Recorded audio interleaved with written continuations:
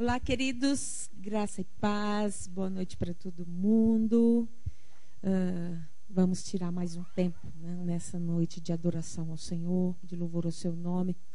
E essas músicas nós escolhemos sempre de uma forma assim muito especial, porque elas falam ao nosso coração, são mensagens que Deus inspirou pessoas a escreverem e cantarem. E essa música é muito linda, ela fala sobre nós rompermos em fé, ela fala sobre as lutas e as provações que acontecem na nossa vida, e tem uma letra tremenda, né?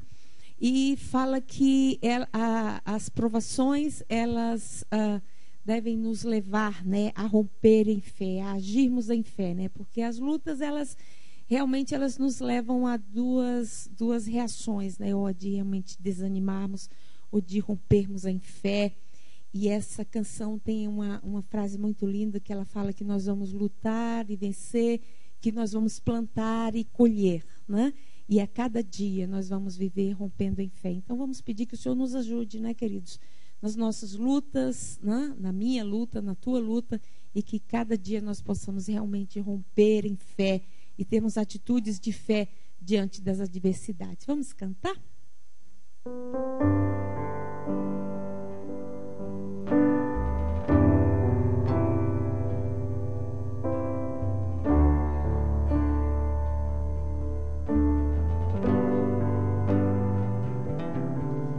Cada vez que a minha fé é provada, tu me das a chance de crescer um pouco mais. As montanhas e vales, desertos e mares que atravesso me levam pra perto de ti. Minhas provações não são maiores que o meu Deus e não vão me impedir de caminhar. Se diante de mim não se abrir o mar, Deus vai me fazer andar por sobre as águas. Cada vez que a minha fé é provada, tu me das a chance de crescer um pouco mais. As montanhas e vales, desertos e mares que atravesso me levam pra perto de ti. Minhas provações não são maiores que o meu Deus e não vão me impedir de caminhar. Se diante de mim não se abrir o mar, Deus vai me fazer andar por sobre as águas, rompendo em fé. Minha vida se revestirá do seu poder, rompendo em fé.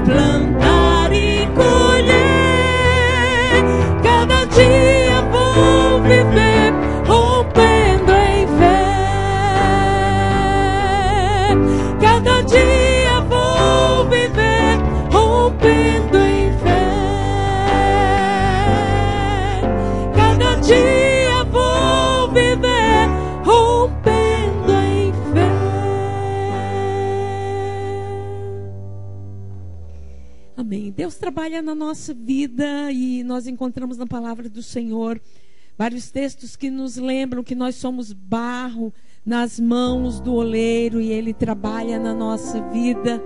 E nós precisamos entender esse agir do Senhor e nós precisamos saber e compreender que todas as coisas vão trabalhando no nosso caráter, vão nos moldando e nós somos alvos desse trabalhar do nosso Deus. Amém, querido? Ele trabalha na nossa vida por amor.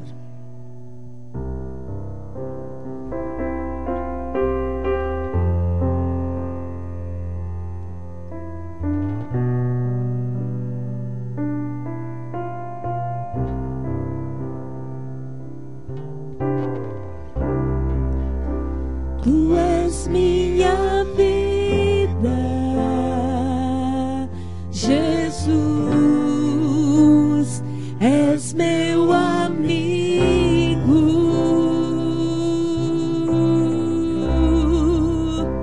e a tua vontade, doce Espírito, meu alimento.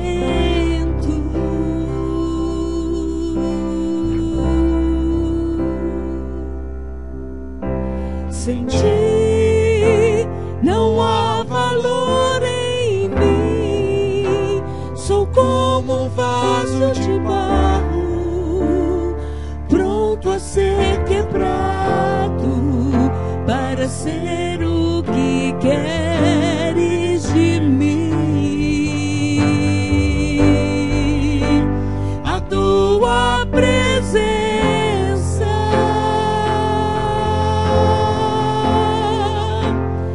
tudo que eu preciso.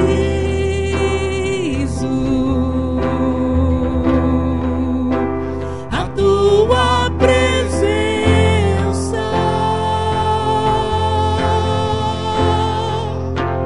é o meu maior valor.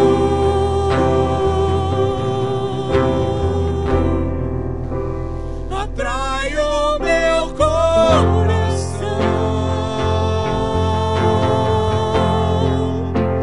Atrai o meu coração. És tudo que eu quero.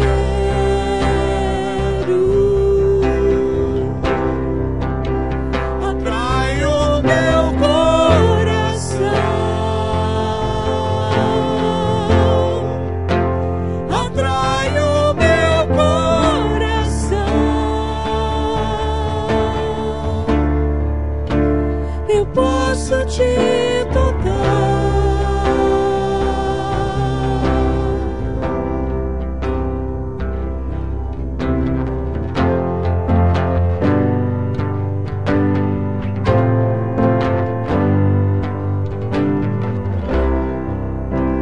Tu és minha vida,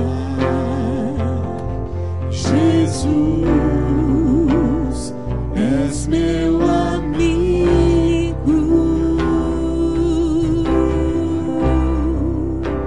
e a tua vontade, doce Espírito, meu alimento.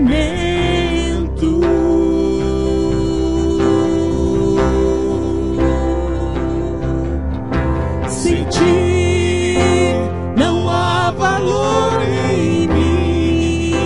Sou como um vaso de barro, pronto a ser quebrado, para ser o que queres de mim.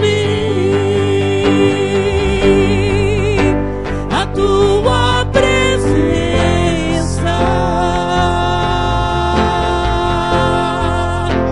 é tudo que eu preciso.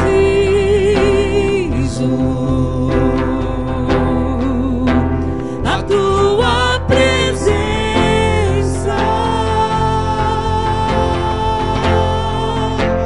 é o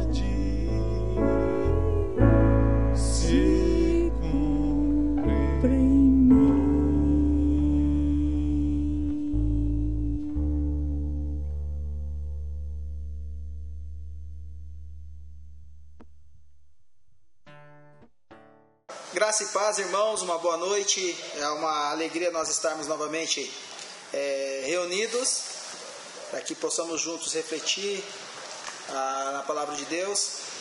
E os avisos continuam o mesmo, que a gente possa continuar atento a todos, aos grupos aí, de todos os projetos que a igreja tem desenvolvido, as nossas programações. E eu gostaria de agradecer a presença visualizações, do comprometimento dos irmãos em estarem juntos assistindo as programações. Então, para nós isso aí é motivo de alegria, que a igreja, mesmo distante, ainda continua junto. E essa noite eu gostaria que nós pudéssemos estar falando de algo que tem falado muito no meu coração, que é momentos de avaliação. Nós estamos vivendo isso. E alguém já disse que aquilo que construímos ao longo dos anos será um dia lembrado. Mesmo que em poucas palavras, a nossa história, boa ou má, não cairá no esquecimento. E eu acredito que esse tempo que nós estamos vivendo é um tempo de avaliação, porque eu acredito que nada vai ser mais da mesma forma do que era antes. Nós estamos passando por um momento de transformação muito profundo. Talvez ainda nós não temos a percepção total, clara, do que vai acontecer pela frente, mas que nós estamos no meio dessa transformação, isso é claro. E aí cabe a gente fazer essa avaliação de que como nós estamos construindo isso até agora, né? E qual é o legado que nós estamos deixando aí para trás, e talvez dentro dessa avaliação o que nós possamos projetar para o futuro. E eu vejo essa compreensão de que as nossas vidas elas sempre serão lembradas, e isso é muito importante para nós. A nossa vida ela vai ser sempre lembrada, e principalmente na memória das pessoas. Sempre a gente está deixando uma marca. E como é que é importante a gente avaliar esse tempo, de que marcas que nós estamos deixando, como que talvez daqui 1 ano, 2, 3, como que nós vamos ser lembrados por esse tempo que nós estamos passando agora. Porque esse tempo de isolamento ela tem gerado várias situações, novos comportamentos. E isso cabe a gente estar avaliando como que a gente está construindo isso.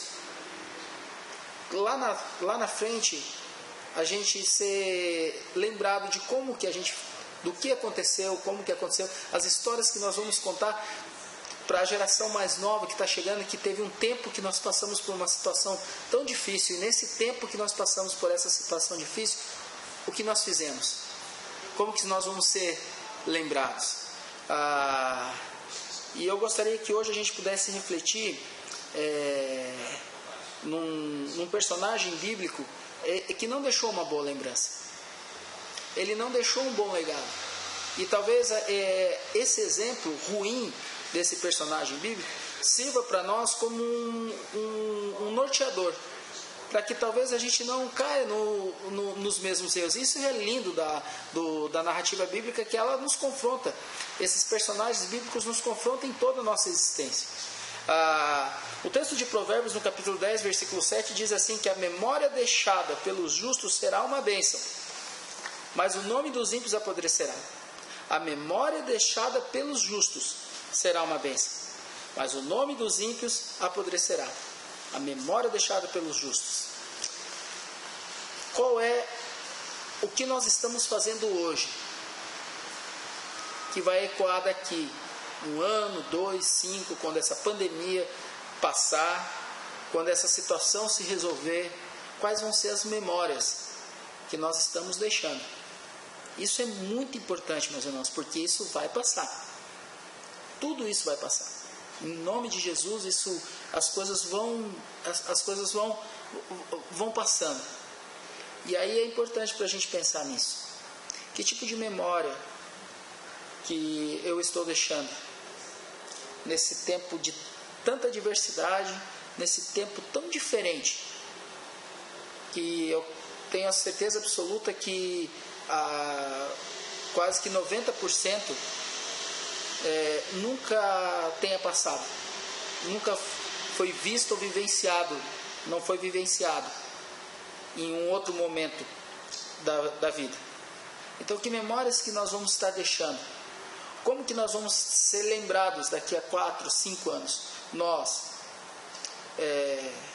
como cidadão, nós como família, nós como profissionais, nós como comunidade, nós como igreja, quais são as memórias que nós vamos estar deixando.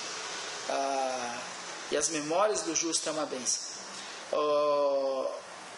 E para que eu possa entrar nesse texto e assim a gente tentar refletir sobre a vida desse personagem, eu gostaria de só fazer um contexto histórico muito importante para que a gente possa entender a história desse personagem.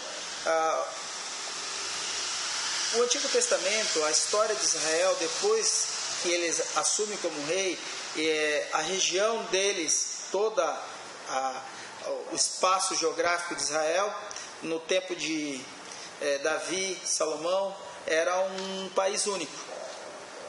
Depois da morte de Salomão, os filhos assumem e acaba dividindo esse país em dois. Então fica o reino do norte e o reino do sul.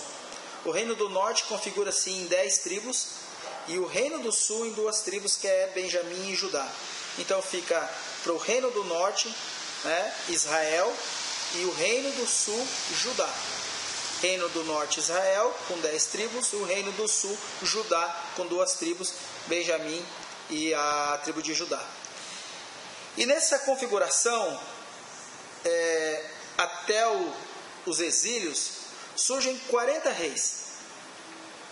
E desses 40 reis que reinaram nesse espaço de tempo, 32 fizeram o que era mal perante o Senhor. E quem já fez a leitura dos textos de Reis, 1ª e 2ª Reis, de 2ª Reis, o texto de Crônicas, tem aquela narrativa. E fulano de tal reinou por tanto tempo e fez o que era mal perante Deus. E fez o que era mal perante Deus. Então, são 32 reis que foram maus perante o Senhor.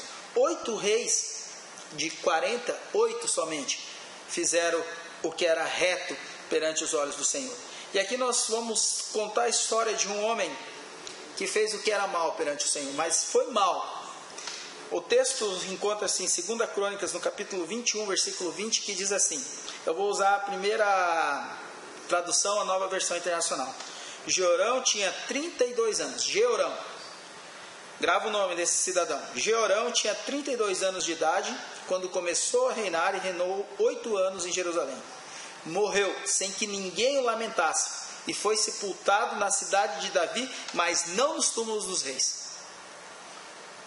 Foi tão mal que morreu sem que ninguém lamentasse e ainda foi sepultado longe. Nem nos túmulos dos reis ele foi sepultado. Outra tradução, a Revista Atualizada, diz assim: era ele, Jeorão, da idade de 32 anos, quando começou a reinar em Jerusalém, e reinou 8 anos. E foi sem deixar de si saudades. Sepultaram na cidade de Davi, porém não no sepulcro do rei. Foi sem sentir saudade. Não deixou uma boa memória, não deixou uma boa lembrança. Morreu e é como se nunca tivesse existido. E ainda na Bíblia a Mensagem ele diz assim: ele, o rei Jeorão, tinha 32 anos quando começou a reinar e reinou 8 anos em Jerusalém. Ninguém derramou uma lágrima sequer por causa da morte dele. Foi na verdade um alívio para todos. Ele foi sepultado na cidade de Davi, mas não nos cemitérios do rei. Olha que intensidade isso aqui. Ninguém derramou uma lágrima sequer por causa da morte dele. Foi na verdade um alívio para todos. Então aqui nós vemos um homem que morreu sem que ninguém lamentasse, foi sem deixar de si saudades, ninguém derramou uma lágrima por causa da sua morte, foi um alívio para todos, ainda foi sepultado, mas não no cemitério da família. Mas o que esse homem fez? Que a sua história é uma história que não teve respeito nenhum. Que memórias que esse homem deixou, que quando ele partiu, todo mundo falou, olha, que bom que foi. E tudo começou pelo caminho que ele escolheu para seguir.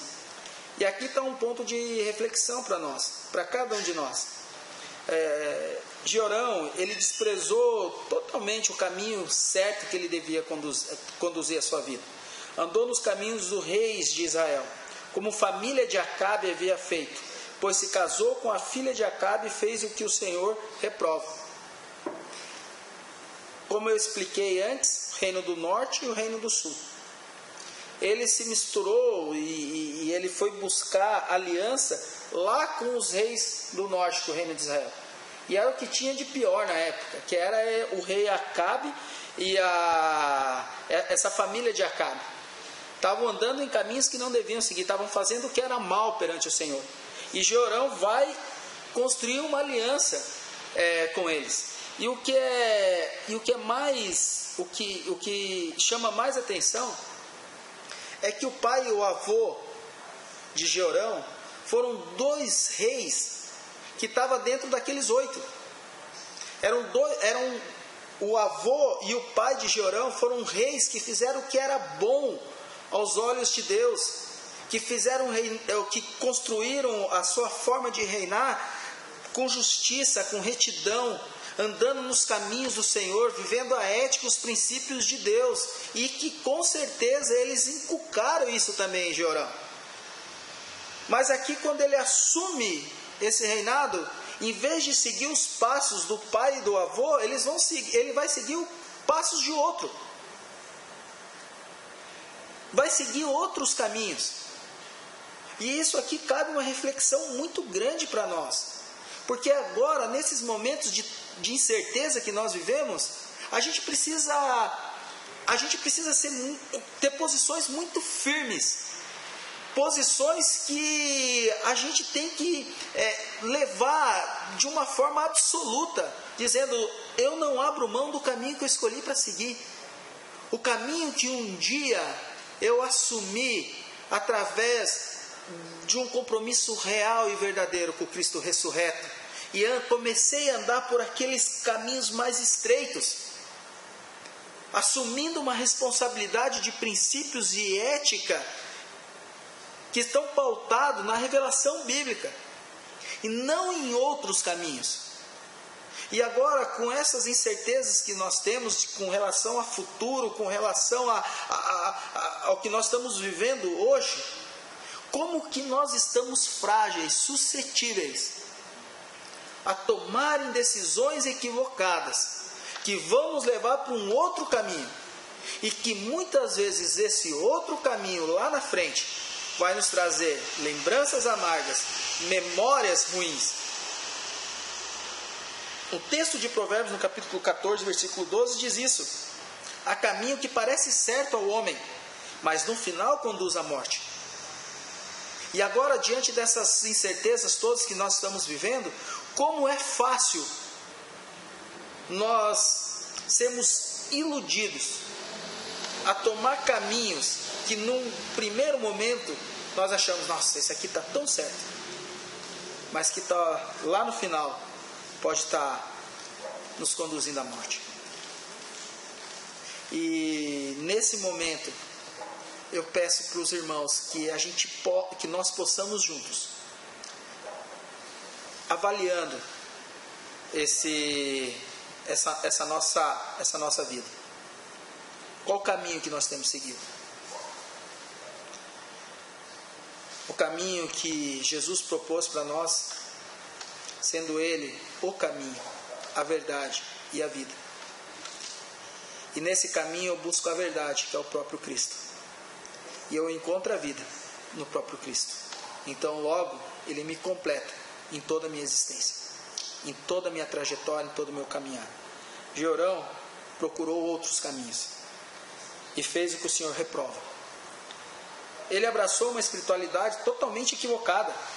Ele até construiu altares idólatras nas colunas de Judá. Jeroão, ele se tornou idólatra como Jezabel e Acabe. Esse casal que reinava no reino do norte, a Jezabel era a encarnação do mal. Uma mulher astuta, cheia de violência, ira, manipuladora. E o Jeorão vai se envolver com essas cosmovisão. E automaticamente começou a produzir altares totalmente idólatras. Deixou esse caminho, deixou de seguir o Deus Todo-Poderoso e começou a seguir outros. E toda vez que nós começamos a pegar caminhos que não são o caminho que Deus, que Jesus tem nos direcionado, nós temos a facilidade muito grande de começar a criar ídolos e substituindo esses ídolos pelo Deus Todo-Poderoso. Calvino já dizia que o coração humano é uma fábrica de ídolos. E quando nós mais nos afastamos, caminhamos longe desse nosso Deus, mais nós vamos substituindo esse Deus por outros ídolos. O ídolo da riqueza, o ídolo do poder, o ídolo da beleza, e nada disso é ruim, tudo isso é perfeito. Mas é quando nós colocamos a nossa redenção e nessas condições, nós estamos construindo altares. E nesses altares nós estamos servindo um outro Deus. O Tim Keller, ele responde isso de uma forma muito bacana, que ele diz assim, quando não realizamos algo para a glória de Deus, quando não realizamos algo para a glória de Deus, isso está em todo o nosso caminho. Isso é um ato idólatra, porque tem um propósito último que não é Deus. Quando o homem firma um compromisso consigo mesmo, que exclui Deus de seu bem, satisfação e felicidade, ele está contido nas amarras da idolatria. Seus ídolos são seus sonhos, seus prazeres, seus bens, seu dinheiro, seu sexo, sua beleza, seu ego, sua vaidade. Todo aquele que não vive para a glória de Deus é um idólatra. Há alguma esperança? Sim. Se começarmos a perceber que ídolos não podem simplesmente ser removidos, precisam ser substituídos. Se você apenas tenta extirpá-los, eles crescerão novamente. Mas podem ser suplantados pelo quê? Pelo próprio Deus. É claro, o que precisamos é de um encontro vivo com Deus. E para isso nós precisamos entender quem está no caminho. Qual é o caminho que nós estamos seguindo? Que vai nos levar a uma espiritualidade contrária. E é o que aconteceu com Jeorão. E o problema disso tudo é que esse tipo de situações, ele não só traz dificuldade para a vida pessoal, sim, mas também para todos aqueles que estão no seu entorno. Porque Jeorão, além de complicar a vida dele, ele complicou a vida de muita gente. Ele até construiu altares idólatras nas colinas de Judá, levando o povo de Jerusalém a prostituir-se e Judá a desviar-se. Olha só, começou a andar por outros caminhos, começou a viver outra espiritualidade, logo ele influenciou outras pessoas que estavam no caminho correto. E aí cabe uma reflexão profunda para nós. Irmãos, isso é muito sério. Os caminhos que nós estamos seguindo podem influenciar totalmente, por exemplo, a nossa família. Decisões que nós estamos tomando agora, nesses tempos de incerteza, de que nós estamos muito suscetíveis, muito frágeis, porque nós realmente, parece que nós foi perdido todo o controle. Como é fácil seguir um outro caminho, buscar uma outra espiritualidade e ainda levar alguns junto. E lá na frente, nós vamos ter aí as consequências de uma lembrança amarga, de uma memória ruim pelo que foi construído. Então cabe a cada um de nós a estarmos refletindo sobre isso, nos avaliando de forma profunda sobre isso. E o bonito é que, mesmo diante de todas essas situações de irresponsabilidade de Jeorão, Deus ainda com a sua infinita misericórdia, ele vai com a sua graça de encontro a Jeorão, através de uma carta escrita pelo profeta Elias, no qual ele está: assim diz o Senhor, o Deus de Davi, seu antepassado, você não tem andado nos caminhos do seu pai nem de seu avô. Olha aqui ele dizendo, olha, você teve experiências em casa. O seu pai e o seu avô, eles viveram nos caminhos que eu havia proposto para eles. Mas sim nos caminhos dos reis de Israel, levando Judá e o povo de Jerusalém a se prostituírem na idolatria como a família de Acabe. E ainda assassinou seus próprios irmãos, membros da família do seu pai. Homens que eram melhores que você. Olha só. Ainda homens que eram... Ainda você não era o melhor da família ainda. Por isso o Senhor vai te ferir terrivelmente. Seu povo, seus filhos, suas mulheres e tudo que é seu.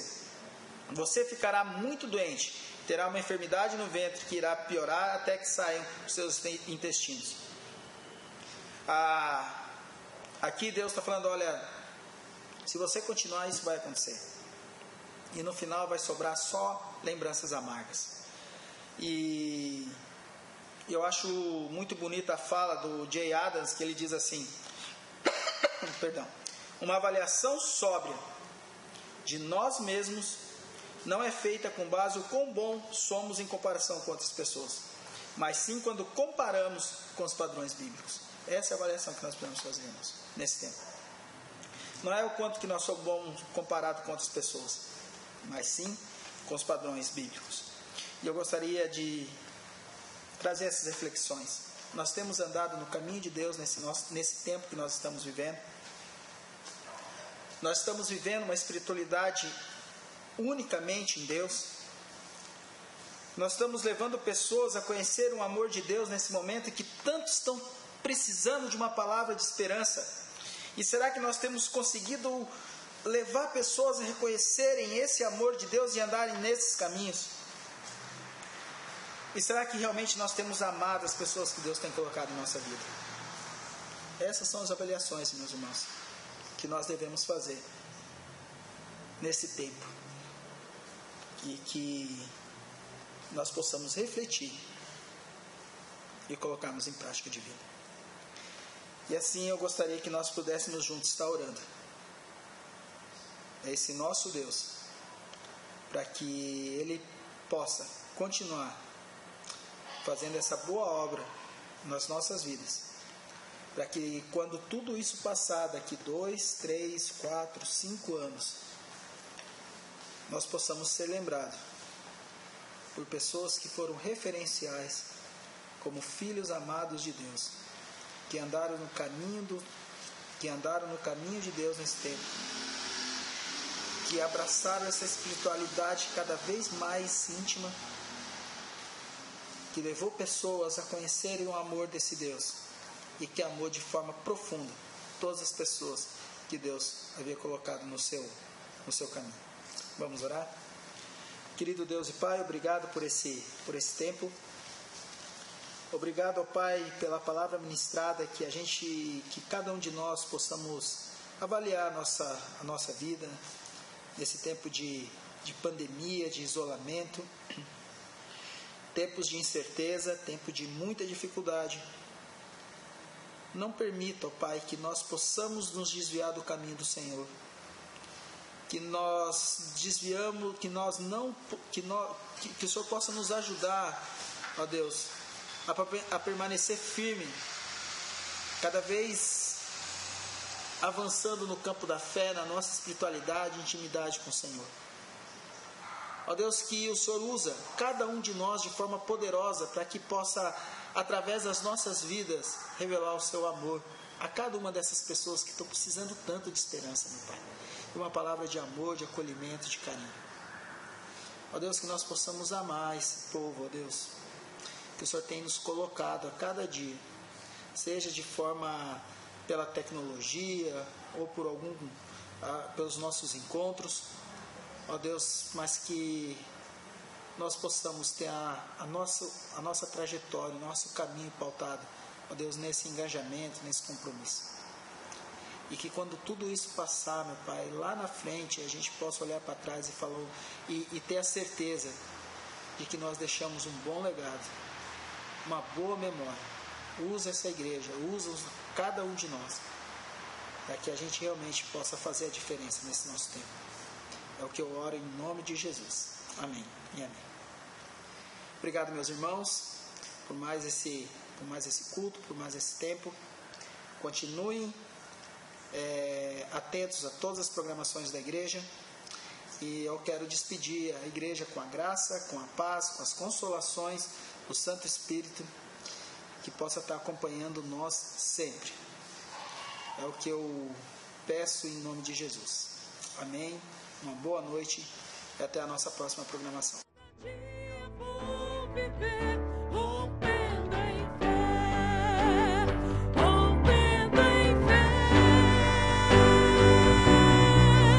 Minha vida se revestirá do teu poder, rompendo em fé. Com ousadia vou mover no sobrenatural. Vou lutar e vencer, vou plantar e colher. Cada dia vou viver rompendo em fé. Cada dia vou viver rompendo em fé.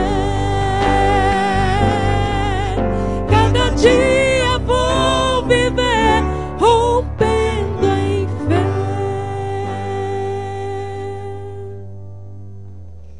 Amém. Deus trabalha na nossa vida e nós encontramos na palavra do Senhor vários textos que nos lembram que nós somos barro nas mãos do oleiro e Ele trabalha na nossa vida.